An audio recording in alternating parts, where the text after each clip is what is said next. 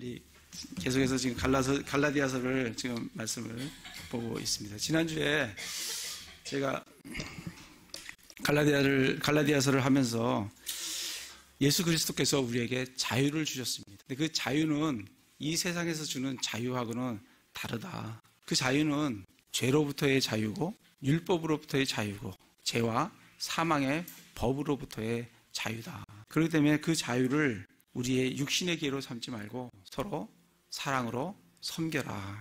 그렇게 말씀을 해 주셨습니다. 그러면서 그 자유를 정말 누리면서 우리가 살아갈 수 있는 방법은 먼저 첫째로 우리의 육신이 십자가에서 철저히 죽는 거다. 철저히 죽으면 내가 예수 그리스도를 따라가 성령님을 따라가는 게 너무 쉬워지는 겁니다. 근데 죽지 않고 성령님을 따라가는 것은 어려울 뿐만 아니라 사실 불가능합니다. 그래서 우리가 자유를 정말 예수님께서 우리에게 주신 그 자유를 우리가 풍성히 누리면서 살아가기 위해서는 내 자신이 그리스도와 함께 십자가에 못 박혀 있다는 그것을 철저히 알고 믿고 여기면서 내 자신을 주님께 내가 내어 드릴 때 우리는 성령님을 안에서 살게 되고 성령님의 인도함을 받게 되고 또 성령님을 따라가는 육신을 따라가지 않는 그런 삶을 살아갈 수 있다라고 말씀을 우리에게 주셨습니다.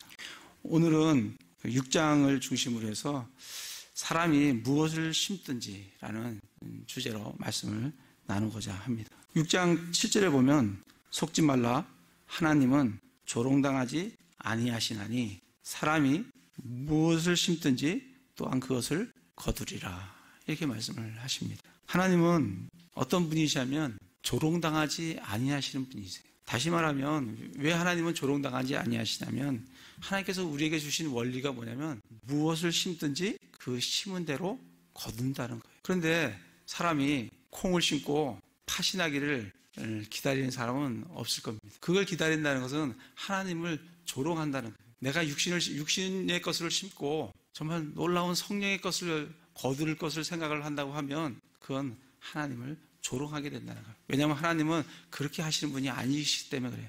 하나님은 육신의 것을 심으면 반드시 육신의 것을 썩어질 것을 거두게 되고 우리가 성령님에게 심으면 영원한 영존하는 생명의 것을 거둔다라는 놀라운 원리를 진리를 우리에게 말씀을 해 주시기 때문에 그렇습니다.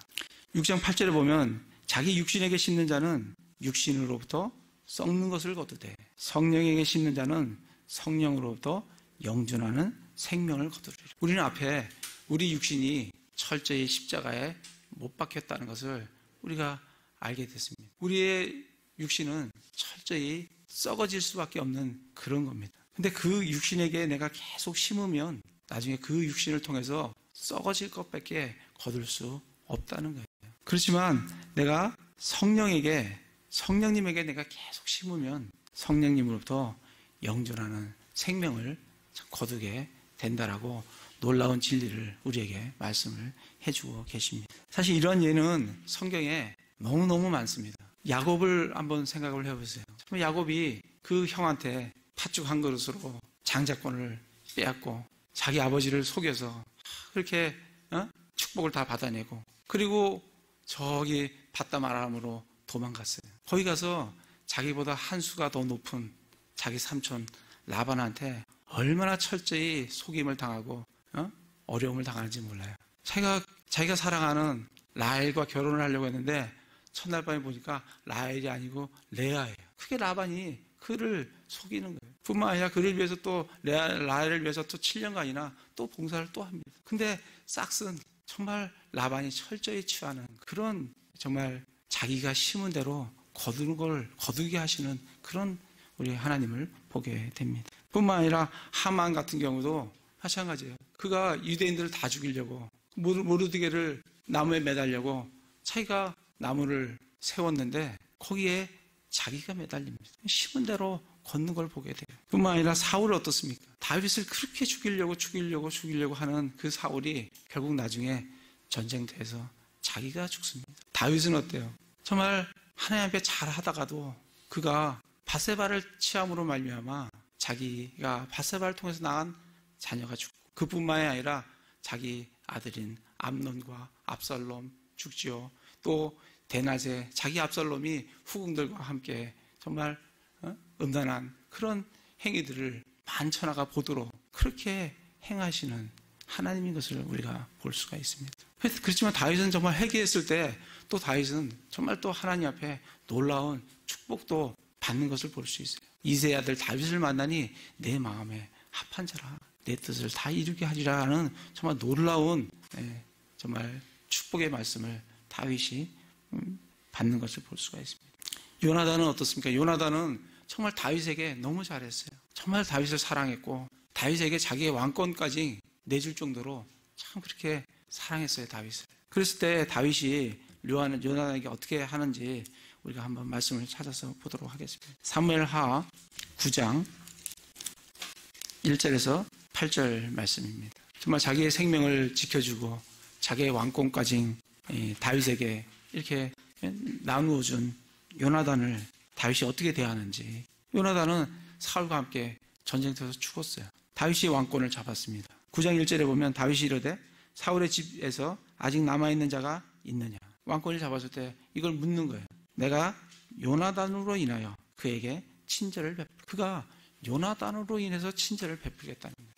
사울의 집에 속한 종이 하나 있었는데 그의 이름은 시바더라. 그들이 그를 다윗에게로 부르매 왕이 그에게 이르되 내가 시바냐 하니 그가 이르되 왕의 종이 그로소이다 하거늘 왕이 이르되 사울의 집에서 아직 남은 자가 없느냐 내가 그에게 하나님의 친절을 베풀리라 하니 시바가 왕에게 이르되 요나단에게 아직 아들이 하나 있는데 그는 두 발을 전하이다 하며 왕이 그에게 이르되 그가 어디 있느냐 하니 시바가 왕에게 이르되 보소서 그가 로드발에 있는 암미엘의 아들 미갈의 집에 마길의 집에 있나이다 하니라. 그때 다윗이 왕이 사람을 보내어 로드발에서 암미엘의 아들 마길의 집에서 그를 데려오니라. 이제 사울의 손자요 요나단의 아들인 무비보셋이 다윗에게 나와 얼굴을 대고 엎드려 경의를 표하니 다윗이 이르되 무비보셋이여 하며 그가 응답하기를 보소서 주의 종이니이다 하니라.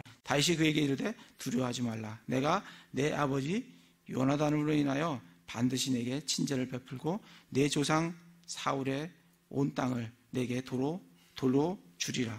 너는 계속해서 내 상에서 빵을 먹을지니라 하니 그가 절하여 이르되 주의 종이 무엇이기에 왕께서 나같이 죽은 개를 돌아보시나이까 하니라. 그래서 다윗이 요나단의 아들 무비보셋을 그 다리를 저는 정말 아무 힘이 없는 그 무비보셋을 찾아서 자기 상에서 먹는다는 것은 이거는 최고의 권력자 옆에 모든 것을 누린다는 것을 의미를 합니다. 그 왕과 함께 영원히 왕이 살아있는 동안 그가 그러한 대접을 받는 것을 참 우리가 보게 됩니다. 성경의 중요한 원리 중에 하나는 내가 무엇을 심든지 간에 그 심은 대로 거둔다는 중요한 원리가 우리에게 있는 것을 보여주게 됩니다. 다시 갈라디아서로 가서 그래서 오늘 말씀에 이 말씀 속에서 우리에게 심은 대로 거둔다. 그래서 우리가 육신으로 심으면 육신으로부터 썩어질 것을 거두고 성령으로 심으면 성령에게 심으면 성령으로부터 영전하는 생명을 거둔다라고 하시는 말씀을 6장 1절부터 6절까지 말씀을 살펴보면서 우리가 좀 나눠보도록 하겠습니다. 6장 1절에 보면 형제들아 만일 어떤 사람이 잘못에 빠지거든 영적인 너희는 온유한 영으로 그러한 자를 회복시키고 내 자신을 살펴보아 너도 시험에 들지 않게 하라. 이렇게 말씀을 해주십니다. 우리가 어떤 사람이 잘못에 빠질 수가 있어요. 그 잘못에 빠진 사람을 우리가 어떻게 대해야 되는지 어떻게 대하는 게 육신적으로 심지 않고 성령으로 심는 건지를 우리에게 보여주고 계십니다. 첫 번째 우리가 온유한 영으로 그러한 자를 회복시켜야 된다. 이 온유한 영이 22절에 보면 5장 23절에 보면 성령의 열매가 쭉 나오는데 그 중에 하나가 무슨 열매가 있어요? 온유의 열매가 있습니다. 그래서 우리는 형제 자매님들 대할 때 그가 잘못을 했다 하더라도 우리가 성령으로 심는 것은 그에게 온유한 영으로 그를 회복을 시키고, 그리고 우리 자신도 돌아봐서 나도 그런 잘못을 없는지, 내가 그런 시험에 빠지지는 않는 건지 우리 자신을 돌아봐야 됩니다. 그것이 성령으로 성령에게 심는 그러한 삶이라는 것을 우리에게 보여주고 계십니다. 2절에 보면 너희는 서로 남의 짐을 지라. 그리하여 그리스도의 법을 성취하라. 남의 짐을 지라는 거예요. 5절에 보면 이는 각 사람이 자기 짐을 져야 할 것이기 때문이라. 우리는 남의 짐도 져야 되고 또 자기 짐도 져야 돼요. 우리 성령으로 심는 사람들은, 성령에게 심는 사람들은 내 짐도 내가 지고 또 다른 사람의 짐도 져주는 그러한 삶이 성령에게 심는 삶입니다.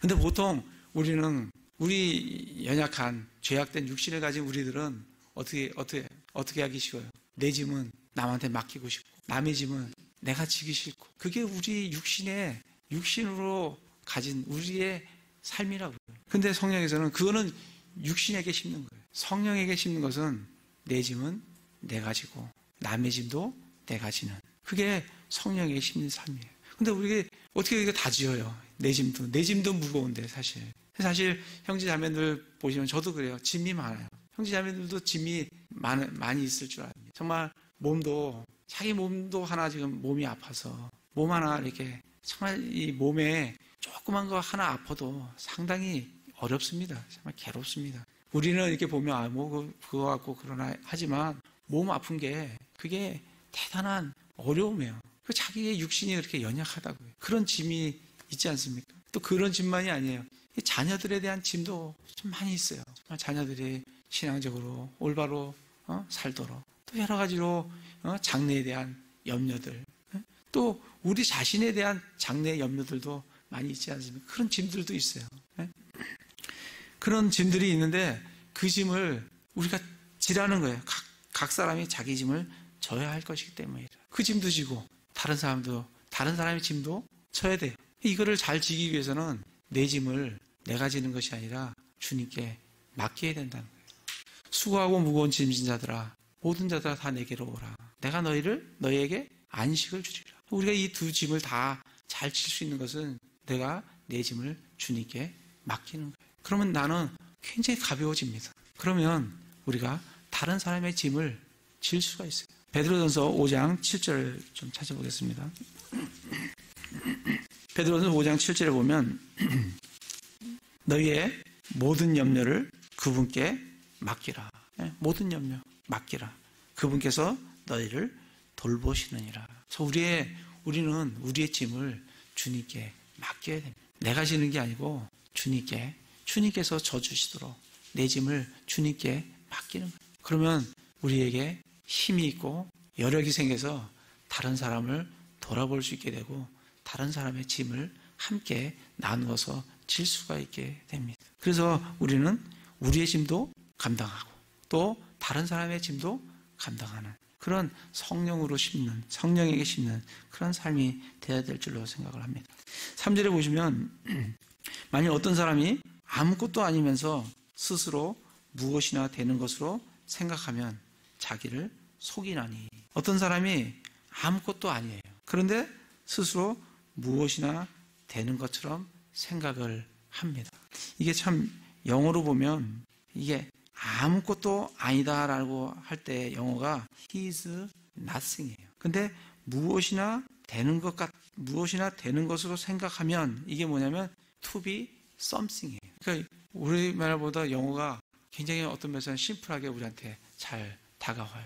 자기가 하나님 앞에 nothing인데 자꾸 자기가 생각하기를 자기는 뭔가 되는 것처럼 something인 것 같이 생각을 하는 거예요. 뭔가 나는 something인데 왜 자꾸 사람들은 nothing이라고 생각하는지. 또 우리는 주님 앞에 nothing이에요. 성경에서 그렇게 말씀을 하고 있는 거예요. 내가 nothing인데 왜 자꾸 자기를 something이라고 생각하냔 말이에요. 우리가 주님 앞에 내가 nothing이라는 것을, 아무것도 아니라는 것을 깨닫게 되면 그때부터 주님은 우리를 통해서 놀라운 일을 시작하기를 하십니다.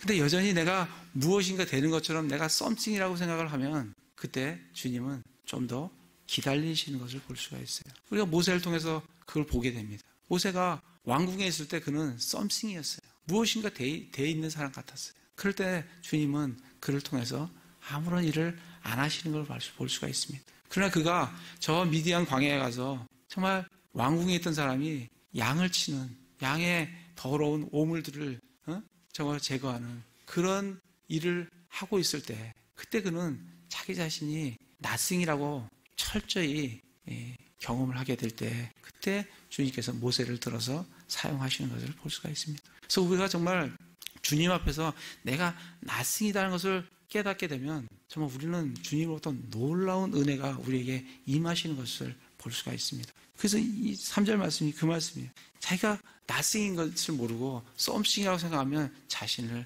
속이고 있는 거라는 거예요. 자기 자신한테 속고 있다는 거예요. 그래서 우리는 철저히 내가 주님 앞에 아무것도 아니라는 것을 철저히 깨달으시기 바랍니다. 그럴 때 하나님으로부터 우리에게 은혜가 내려오고 하나님께서 우리를 통해서 놀라운 일들을 행하시는 것을 볼 수가 있습니다. 4절에 보면 오직 각 사람은 자기 일들을 입증할지니라. 그리하면 그는 다른 사람이 아니라 자기 안에서만 기쁨을 누리리니. 우리는 우리가 하고 있는 일들에 대해서 입증할 필요가 있어요. 내가 주님 앞에 지금 행하고 있는, 내가 주님과 함께 동행하고 있는 이것이 정말 하나님 앞에 합당한 것이라는 것을 스스로 입증할 필요가 있어요. 그게 왜 중요하냐면 그 입증을 하면, 그리하면 그는 다른 사람이 아니라 자기 안에서만 기쁨을 누리리라. 그는 그러한 어떤 확신을, 그 확신을 가지고 있으면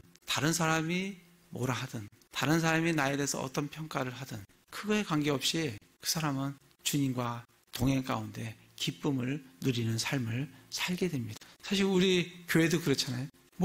우리나라에 몇만 개의 교회가 있다고 합니다. 그 교회에 대부분이 개역 성경을 보는 거예요. 근데 우리는 아니다, 이 킹제임스 성경이 맞다라고 이 소수의 무리가 모여서 여기에 있는 거예요. 그거를 우리 스스로 확증할 필요가 있어요. 입증할 필요가 있어요. 확신을 가질 필요가 있어요. 그 확신을 가진 사람은 주변에 누가 우리에 대해서 뭐라 하든, 어떤 비방을 받든, 어떠한 평가를 받든 그거에 관계없이 우리는 기쁨 가운데, 우리 안에서 기쁨 가운데 주님과의 동행을 지속할 수 있다는 겁니다. 그게 4절 말씀이에요. 그래서 우리가 지금 우리 앞에 우리가 하고 있는 이 주님 앞에 하고 있는 이것이 주님께 합당한 것이라는 것을 우리 스스로 입증하고 확신할 필요가 있습니다. 그렇게 되면 그 기쁨을, 자기 안에 기쁨을 가진 사람은 정말 자기의 짐을 잘 치울 수가 있어요. 또 주님께 잘 맡길 수가 있고. 6절에 보면 말씀 안에서 가르침을 받는 자는 가르치는 자와 함께 모든 좋은 것을 나눌지니라. 지금 성경에서 또 우리에게 가르쳐 주신 중요한 원리는 나눔의 원리예요. 나누라는 거예요. 여기서는 가르치는 자와 함께 좋은 것을 나누라고 말씀을 하고 계시고, 성경 전체에 보면 믿는 자들과 또 믿지 않는 자들과 함께 자기 것을 나누라는 거예요. 잠언 11장 한번 가보겠습니다. 잠언 11장. 나누는 삶이 우리에게 참 얼마나 축복인지. 잠언 11장 24절에서 28절을 보시면 흩을지라도 여전히 불어나는 일이 있고 지나치게 아낄지라도 가난에 이르는 일이 있느니라. 성경의 원리는 그렇습니다. 내가 흩어 구제하면 부유하게 된다는 거예요. 근데 과도하게 아끼면 가난하게 된다. 이게 성경의 원리예요. 우리 하나님의 말씀을 믿고 내 것을 나누는 삶을 살아야 된다. 25절에 보면 후하게 주는 호는 기름지게 되며 물을 대는 자는 자기도 물을 받으리라. 그렇죠? 남의 물을, 농사 짓는 사람들은 이거 좀 알 거예요. 위에 밭이 있고 아래 밭이 있으면 위에 밭 물을 다 대면 넘치면 내 밭에도 물이 차절로 들어오게 됩니다. 내 밭만 물 받는 방법은 없어요. 그래서 정말 후하게 주는 자는 호는 기름지게 되며 물 대는 자는 자기도 남의 물을 대주면 자기도 물을 받는다는. 곡식을 움켜쥐는 자는 백성이 저주할 터이나 곡식을 파는 자는 자의 머리에는 복이 있으리라. 부지런히 선을 구하는 자는 호의를 얻으려니와 해악을 구하는 자에게는 해악이 임하리라. 자기 재물을 신뢰하는 자는 넘어지려니와 의로운 자는 나뭇가지처럼 번성하리라. 주님께서 우리에게 주신 재물은 나만을 위해서 쓰라고 주신 재물이 아니라 형제 자매들과 함께 나누라는 거예요. 그렇게 나누라고. 그 나누면 하나님께서 우리를 채워주신다는 거예요. 그게 성경의 원리입니다. 그래서 열심히 나누시는 삶을 그건 살시기 바랍니다. 그게 육신에게 심지 않고 성령에게 심는다라는 그런 말씀이에요. 그래서 그 말씀을 다 하신 후에 7절에 속지 말라. 갈라디아서 6장 7절입니다. 속지 말라. 하나님은 조롱당하지 아니하시나니 사람이 무엇을 심든지 또한 그것을 거두리라. 그래서 앞에 있는 그런 것들을 심으라는 얘기입니다. 그 앞에 있는 그런 것들을 심으면 그게 육신으로 심는 것이 아니라 성령으로 심어서 영존하는 생명을 거두게 된다는 겁니다. 근데 우리가 이 성령에게 심을 때, 성령님에게 심을 때 정말 우리가 조심해야 될, 주의해야 될 사항이 9절, 10절에 나와 있어요. 우리가 잘 행하는 가운데 지치지 말지니. 열심히 나누고 섬기고 이러다 보면 지쳐요. 지친다고. 근데 지치지 말라는 거예요. 왜냐면 거두는 때는 내가 정하는 것이 아니라 왜 이게 나눴는데 왜 이게 거두어지는 게 없나. 그런 지침이 올 때가 있다는 거예요. 그런데 그 거두는 때는 하나님이 때를 정하십니다. 그래서 기진하지 아니하면 정하신 때. 누가 정해요? 하나님이 정해요. 정하신 때 거두리라. 그게 우리가 이 성령으로 심을 때 우리가 조심해야 될 것은 지치지 말라는 거예요. 그러기 위해서는 주님과의 풍성한 교제가 계속 이 말씀의 양식이 우리에게 계속 있을 때 우리는 지치지 않게 섬길 수가 있습니다. 또 한 가지 원리는 그러므로 10절에 보면 그러므로 우리는 기회 있는 대로 모든 사람에게 선을 행하되 특히 믿음의 집안에 속한 자들에게 할지니라. 두 번째 원리는 첫 번째는 지치지 말라는 거고요. 두 번째는 모든 사람에게 하되 특별히 믿는 사람에게 하라는 거예요. 그러니까 우선순위를 잘 정해서 하라는 겁니다. 그래서 먼저 믿는 사람들에게 하고 또 여력이 되면 믿지 않는 사람에게도 모든 사람에게 선을 행하라고 우리에게 지침을 주고 있습니다. 그러면서 11절부터 18절까지는 이 갈라디아에서 계속 지금 이슈가 되고 있는 율법주의자들, 그들이 얼마나 허구인가, 그들이 얼마나 그들의 특징에 대해서, 그들이 허구인 그 특징에 대해서 말씀을 해주면서 진정한 그리스도인은 어떻게 살아야 되는지 말씀을 우리에게 주시고 있습니다. 율법주의자들을 보면 12절에 보면 육신으로 잘 보이고자 하는 자들이 너희로 하여금 억지로 할례를 받게 함은 단지 그리스도의 십자가로 인한 핍박을 받지 아니하려 함이니라. 할례 받은 자들은 스스로 율법을 지키지 아니하며 다만 너희의 육신을 자랑하려고 너희가 할례를 받기를 원하느니라. 이 율법주의자들의 특징 중에 하나는 뭐냐면 이것이 자기의 육신을 잘 보이려고 한다는 거예요. 12절에 보면 육신으로 잘 보이고자 하는 자들. 이들의 특징은 어쨌든 육신적으로 육신이 잘 보이도록, 또 13절에 보면 다만 너희의 육신을 자랑하게 하려고. 육신을 잘 보이고 육신을 자랑한다는 것은 결국은 자기의예요. 자기의가 드러나도록 하는 거예요. 이 율법주의자들의 특징은 자기의가 드러나는 거예요. 그래서 육신을 자랑하고 또 육신을 자랑하려고 잘 보이도록 하는 것을 볼 수가 있습니다. 그리고 그들이 보면 12절에 보면 단지 그리스도의 십자가로 인한 핍박을 받지 아니하려 함이니라. 그때 당시에 할례를 받으면 유대인들로부터 핍박을 안 받습니다. 할례를 안 받지 말라고 한 사도 바울은 핍박을 엄청나게 받았어도 유대인들과 타협하는 할례를 받으라고 하는 율법주의자들은 핍박을 받지 않았어요. 그들이 왜 그 율법을, 그 할례를 하라라고 하냐면 그 핍박을 받지 아니하려고. 이건 타협이에요, 타협.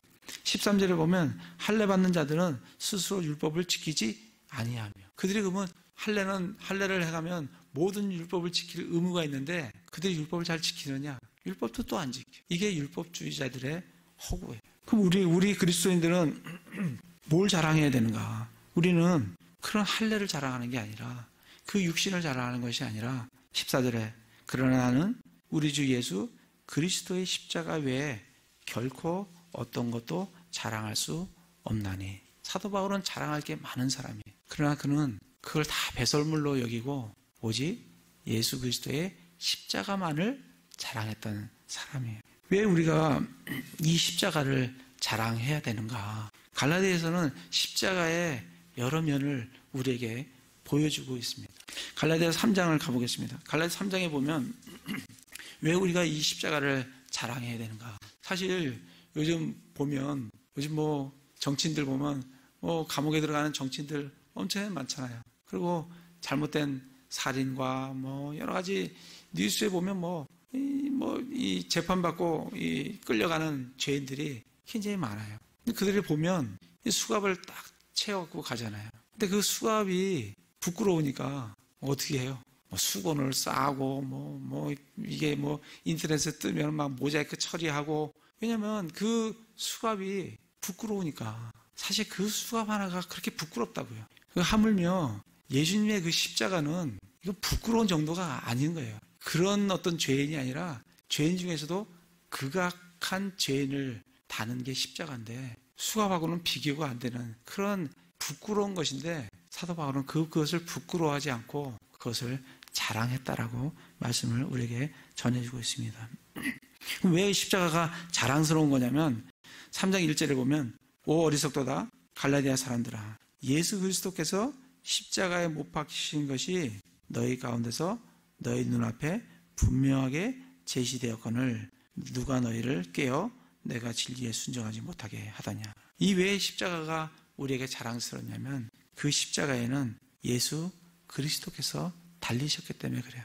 하나님의 아들이시고, 그리고 정말 우리의 죄를 위해서, 우리의 죄값을 감당하기 위해서 달리신 그 우리의 구원자이신 예수님이 달리신 십자가이기 때문에 우리는 그 십자가를 자랑할 수가 있습니다. 갈라디아서 2장 20절에 보면, 후반절에 보면 나는 지금 내가 육체 안에서 사는 삶을 나를 사랑하사 나를 위해 자신을 주신 하나님의 아들의 믿음으로 사노라. 그 십자가는 누가 달리셨냐면 나를 사랑하사 나를 위해 자신을 주신 하나님의 아들이 달린 곳이 십자가이기 때문에 우리는 그 십자가를 자랑할 수가 있습니다. 그리고 또 십자가를 자랑할 수 있는 것은 20절에 보면 갈라디아 2장 20절에 내가 그리스도와 함께 십자가에 못 박혀 있으나, 예수님만 십자가에 못 박힌 것이 아니라 내가 내 스스로 못 박을 수 없는 내 자신도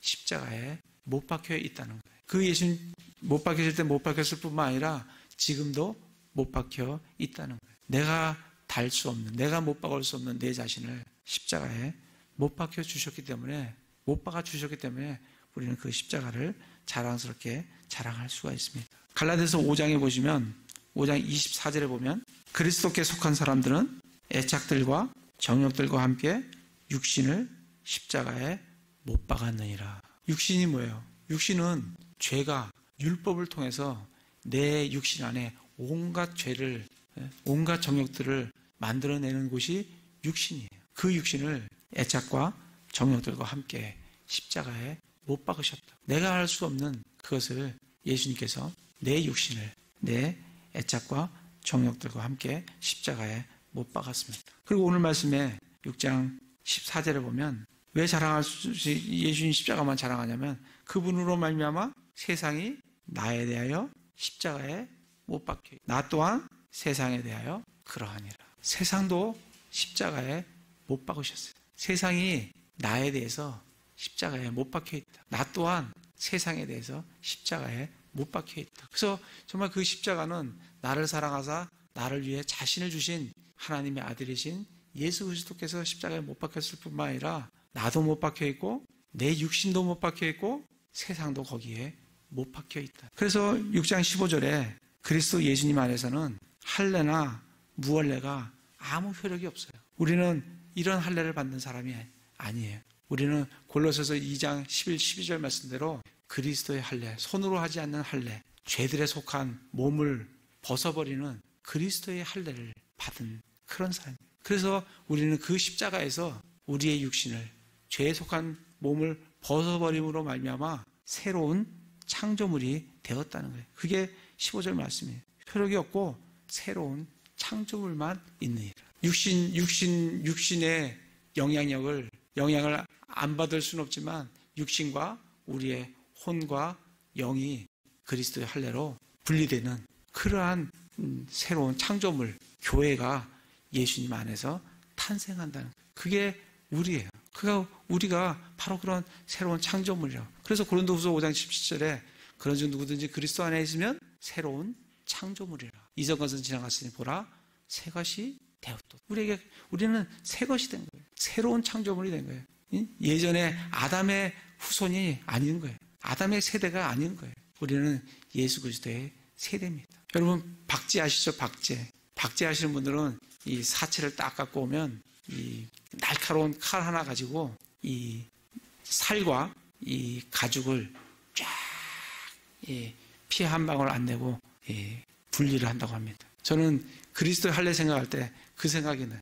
마치 이 가죽이 내 육신이라고 생각한다면 이 육신을 살로부터 성령의 검으로 우리 안에서 할례를 해줌으로 말미암아 내 육신과 내 영과 혼이 분리되어 있는 그리스도의 할례를 받은 사람들이 우리 그리스도인이라고 해요. 그래서 우리는 새로운 창조물인 거예요. 뿐만 아니라 우리는 육신을 따라 살지 않고 성령을 따라 걷고 성령의 인도함을 받고 성령 안에서 살 수 있는, 그것을 우리가 한 게 아니라 그렇게 살 수 있도록 십자가에 못 박아 주시고 그리스도의 할례를 행해 주셨다고 우리에게 말씀을 해주고 있습니다. 그래서 정말 이 십자가를 사도 바울은 어떻게 자랑했냐면 17절에 보면 이제부터는 아무도 나를 괴롭게 하지 말라. 내 몸에 주 예수님의 자국을 지니고 있느니라. 그래서 우리가 십자가를 자랑하는 것은 무슨 목걸이를 만들어서 달고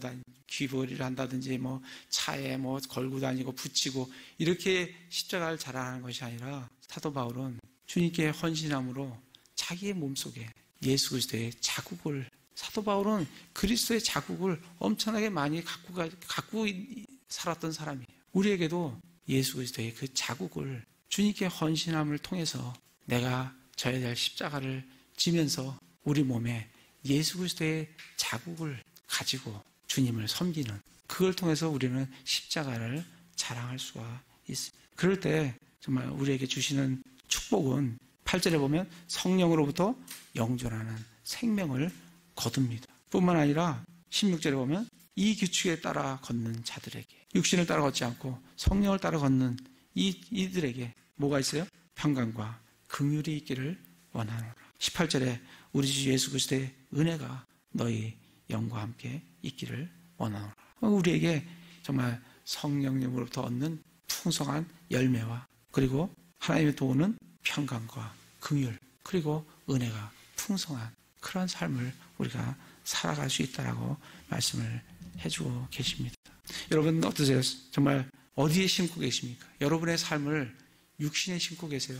아니면 성령에게 심고 계십니까? 하나님은 조롱당하지 아니하십니다. 우리가 심은 대로 거둡니다. 열심으로 정말 성령에 따라서, 성령님에 따라서 자신의 삶을 거기에 심음으로 정말 하나님으로부터 놀라운 축복들을 누리는 그런 형제자매들 다 되시기를 기도를 드립니다.